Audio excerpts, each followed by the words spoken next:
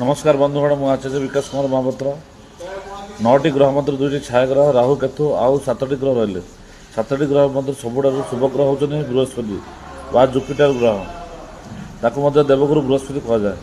तेणु देवगुरु बृहस्पति होती जन्म जातक जार भल थी सबू मुहूर्त साहाय्य मिल सबू विपद रक्षा पाइबे और दैविक कृपा रही है।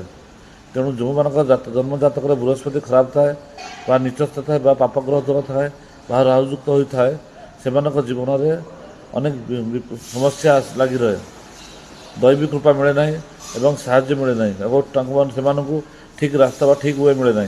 तेणु प्रत्येक जातक बा राशि माने प्रत्येक राशि माने देवगुरु बृहस्पति का उपाय करूँ।